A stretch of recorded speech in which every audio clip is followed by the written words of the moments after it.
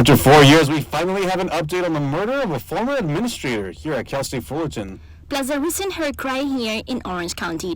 Also, it's National Teacher Day. Coming right up on OC News. This just in. Tech News. First responder on the police. There's been a lot of collaborative efforts I feel over the years. blessed to be here in Fullerton. Brought to you by the broadcast journalism students at Cal State Fullerton. OC News starts right now. Welcome to OC News. I'm Isaiah Ruiz. And I'm Dia Barreras. Thanks for joining us this evening. After nearly 4 years, former Cal State Fullerton employee was sentenced to life in prison for the stabbing of another CSUF employee. Chris Vo pleaded guilty last Wednesday for embezzlement and murder of Stephen Chan, a former CSUF ambassador. Vo committed the murder in order to avoid being found with around $200,000 in embezzled funds. Vo stabbed Chan in College Park on August 19, 2019 at 8:30 a.m. Chan was semi-retired but was brought back to investigate any suspicions in funding. They were closing in on Vo as he was found filing fake invoices for a fake tutoring company and keeping the money. Vo was sentenced to life without parole at the California State Department of Corrections and Rehabilitation. In wake of Vo's sentencing, our reporter Sarah Granillo has an update on the story and spoke with students to see how safe they feel on campus. Here on the campus of Cal State Fullerton, a tragic incident involving a retired CSUF administrator fell victim to a horrific murder. Stephen Chan was murdered on August 19, 2019, in the faculty parking lot of College Park on the corner of Commonwealth and Nutwood. The death of Chan came at the hands of former colleague Chris Vo, who was embezzling money from the university and suspected Chan of possibly outing his scheme. It is reported that Vo pocketed around $200,000 from the scheme of filing fake invoices for a tutoring company. Vo fled the scene soon after committing the crime before eventually getting caught and arrested. I am standing just feet away from where the murder of Stephen Chan took place back in 2019. Chan was brutally stabbed to death by Chris Vo at 8:30 a.m. right here in the College Park faculty lot. This is all coming to conclusion after 4 long years and 10 delayed hearings. Right here I have an update on the story from Daily Titan that was published just yesterday. Chris Vo has finally pleaded guilty to the murder of Stephen Chan and his involvement with embezzlement. He will serve the rest of his life in prison without parole. I talked to a couple students to get their take on the story and how safe they feel while on campus. It does worry me a little, just because if there's like one, there has to be maybe more. I feel like maybe a better light source would also help, because the dimmer lights is harder to see people. So if someone's in trouble, the best they can do is push the emergency button, but sometimes it's not always around. With Vo behind bars, this finally brings closure to the murder of Stephen Chan. Former President Donald Trump plans to be in court for his civil fraud trial in New York on Tuesday and Wednesday, where he said the trial is allowing people to see, quote, what a great company he built and is exposing great success. Former President Trump is back in New York court Tuesday and Wednesday for day 2 of the $250 civil fraud trials against him, his elder son, and Trump's organization executive. He was accused of lying on financial statements to make his business appear more valuable than they actually were. During break in the proceedings, the former president told reporters he stands to testify during the trial.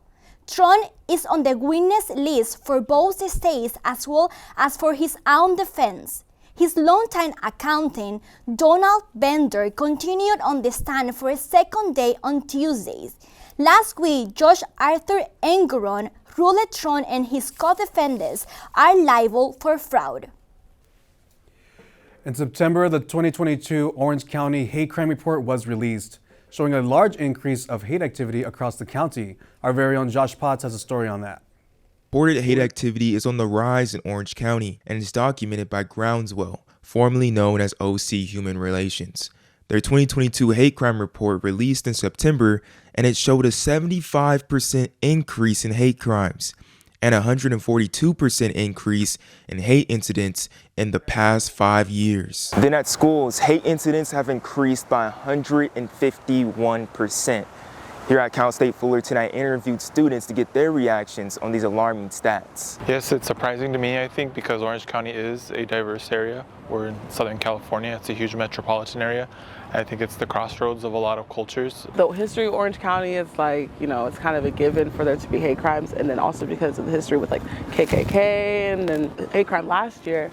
I think it's sad to hear, but it's not shocking. That was Black Student Union President Shay E. Alley, who felt a bit on edge coming into this year after a dumpster at the University Village Apartments was marked with racist graffiti in 2022. Our Black Titan experience was right before the hate crime last year, so as we were planning for the second annual one, I was like, what's going to happen this year? Last year, BSU held a town hall after the incident with a list of demands for administration, and Ali likes how they've responded so far. The openness of the people wanting to help us, I think that really helps us with feeling more welcome and more able to, put things on for our fellow Black students, because that's what we are here for them, and it's just really good to see that welcomeness and from all parts. I think that, it really helps. BSU feels Fullerton has been proactive when dealing with hate crimes or incidents. This is Joshua Potts of OC News. The United States may soon see another group of workers hit the picket line. In addition to auto workers and Hollywood actors, 10,000 Kaiser's permanent employees are planning to walk off the job Wednesday morning. The union representing the group say this will be the largest healthcare strike in the U.S. history. Temperatures are on the rise for workers at one of the U.S. largest non-profit medical systems. At least 75,000 Kaiser's permanent healthcare employees in several states are protesting what they say are unfazed staffing levels at humanitarian and facilities nationwide.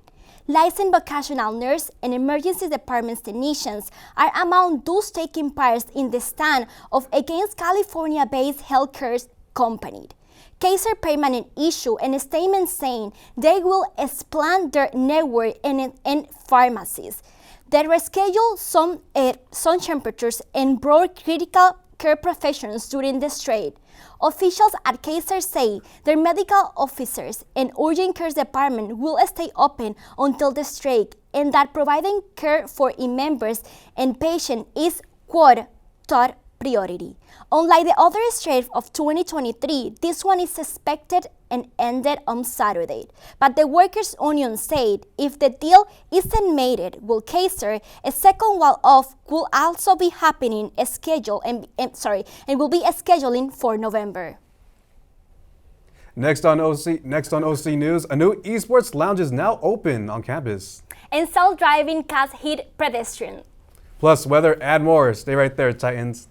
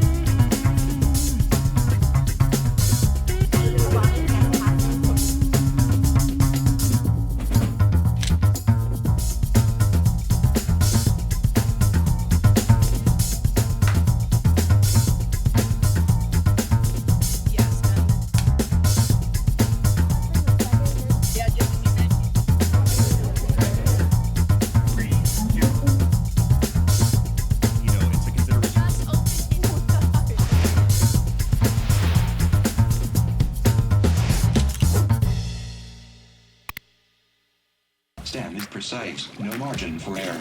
Dare to forget that. Dare to have fun with it. Get weird with it. Dare to send those old STEM theories flying past the neighbor's house into outer space. Dare to program something internet-breaking, record-breaking. Dare to blow their minds. Dare to learn the difference between sedimentary and metamorphic rock. Go find those rocks. Dare to keep daring. Dare to STEM. Check out She Can STEM to get started. Hey world, I have a quick message. It's about safe driving. All right, let's go. Anytime you're driving, have the seatbelt buckled tight. Both hands on the wheel and your phone out of sight. When not in your hand, trying to text somebody back. Because if you do, your car might get smacked. The moral of the story, just put your phone down. The people on the road will stay safe and sound. Put your phone down, put your phone down. People on the road will stay safe and sound. Yeah.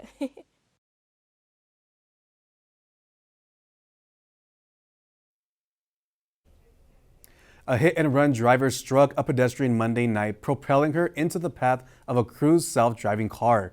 She's in critical condition. San Francisco police are investigating the situation, and the hit-and-run driver remains at large. This is the latest in a series of incidents involving autonomous vehicles, drawing public scrutiny. The collision happened at 5th and Market Streets at around 9:30 p.m. Video evidence shows human-driven car hit the pedestrian before the driverless car drove her over as it tried to brake aggressively. Not being able to adapt to the countless factors that on the road as fast as a human can has always been the biggest concern for self-driving cars. A firefighter on the scene had this to say about the incident. There's a number of different concerns when we have motor vehicles at intersections, high-speed intersections, pedestrians, lighting, nighttime. There's a lot of different factors that can come together to cause injuries. The Cruise self-driving car was a part of the company's fleet of robotaxis. Cruise, primarily owned by General Motors, is fully cooperating with the ongoing investigation. Their focus remains on the well-being of the injured woman and assisting in the identifying of the hit-and-run driver.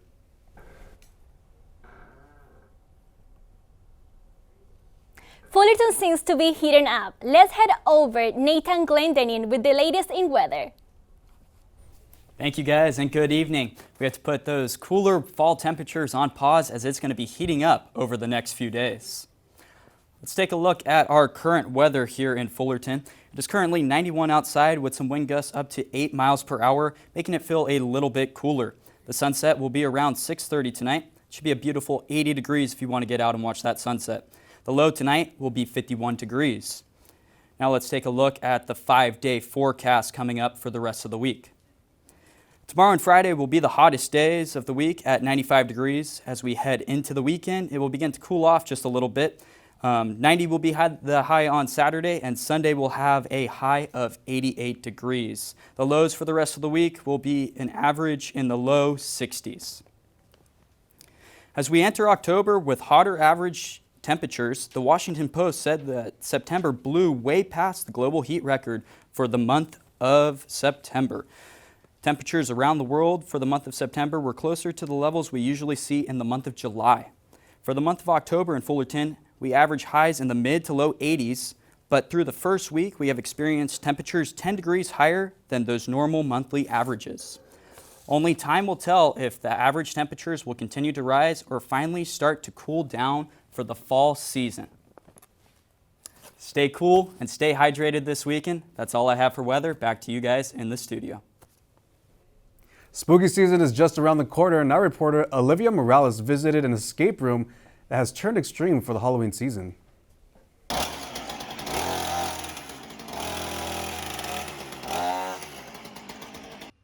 Escapade Games, an escape room in Fullerton, California, has upped the ante for spooky season. For select nights, guests can choose to participate in the extreme Halloween mode of the game. So Zoe Reborn is actually the sequel to the original Zoe game, which closed down past May. It was there for 7 years, so it had a really long run and it was very successful, but it was time for a change and time for something new. For the extreme Halloween mode, guests are subjected to being blindfolded, physically touched, handcuffed, and put into confined spaces. For our Halloween version, our actors are more physically aggressive, never to hurt anybody, but they're definitely there to scare you a little extra. We've added some handcuffs, we've added a chainsaw, and we've added extra sounds and music throughout the game to add to the fear. The Zoe Escape Room's Extreme Halloween Edition is happening from September 22nd to November 15th for those brave enough to participate. Escapade Games is open all year round with both regular and extreme modes, but the Extreme Halloween mode will only be available for a limited time. Cal State Fullerton students can now play their favorite video games right here on campus. Elian Escalante has the story. The TSU is now home to Titan Gamers, an esports lounge opened last May in the lower level. There are over 12 gaming stations, including state-of-the-art Alienware computers and monitors. TSU Building Services Coordinator Aaron Chai explains how students can access the gaming computers. Currently, we do not take private reservations for students or student groups. Right now, we're just on a first-come, first-served basis. Students can come to the front desk, ask an attendant to check in for a PC. We'll walk them over and then sign them in. Within minutes, students are able to get logged in and battle with their friends. All it takes is a campus-wide ID card. It's a good way to spend a lot of time. Like if there's like no necessary studying, it's perfect to just chill around and kill time to your next class. It seems like he's not the only one who plans on using the lounge to kill time. Students can be seen hanging out, napping, and catching up on homework on comfy beanbags. It's free now, but there may be a cost next semester. This is Elian Escalante for OC News. Television is beginning to recover from the WGA and SAG-AFTRA strikes. Plus, more information on Steven Tyler's vocal cord injury. Our very own Connor Alakaya has the latest in entertainment. The fall TV schedule is looking a little thin as a result of the writers' strike, but at least your favorite late-night hosts are back on the air. Late-night talk shows returned to air following the conclusion of the writers' strike early Wednesday. The deal included more money for writers, better revenue sharing from streaming services, and protections against AI. The late-night talk shows were among the first shows to go dark in May when the strike began. Stephen Colbert, Seth Meyers, and both Jimmys, Fallon and Kimmel, returned to air Monday night, with John Oliver and Bill Maher returning even earlier last week. Continuing with the aftermath of the WGA and SAG-AFTRA strike, streaming giant Netflix may raise their prices in the coming months, according to the Wall Street Journal. It is still too early to tell what the increase would be, but Netflix is currently in the midst of cracking down on password sharing and non-household members on shared accounts. The increased revenue share for writers could also be the cause of the raise in prices. In music, the Queen of Christmas is defrosting once more. Mariah Carey announced that she will be going on a Christmas tour. Tickets for the Merry Christmas One and All tour were available for pre-sale today and officially released Friday. The tour will kick off on November 15th at Yamava Casino in San Bernardino and will wrap at Madison Square Garden in New York on December 17th. And although one tour is announced, another has been canceled. Aerosmith frontman Steven Tyler's vocal cord injury is even more serious than expected, with a fractured larynx adding even more recovery time. Tyler included a personal note with the band's announcement saying he was, quote, heartbroken to not be out there with the band, and the band has subsequently postponed the remainder of their 2023 Peace Out farewell tour dates until next year. That's all for entertainment this week. Back to you guys in the studio. Coming up next, we see what is the latest in sports. Plus, we celebrate World Teachers Day and the latest play to hit Cal State Fullerton. All that and more coming up next.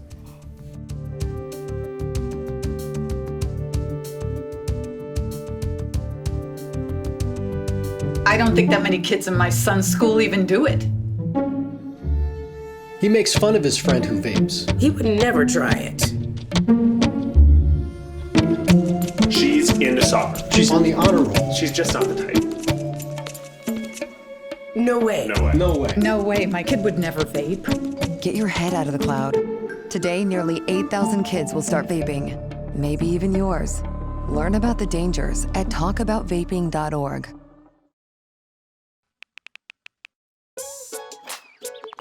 Worried about your friend but don't know how to reach out?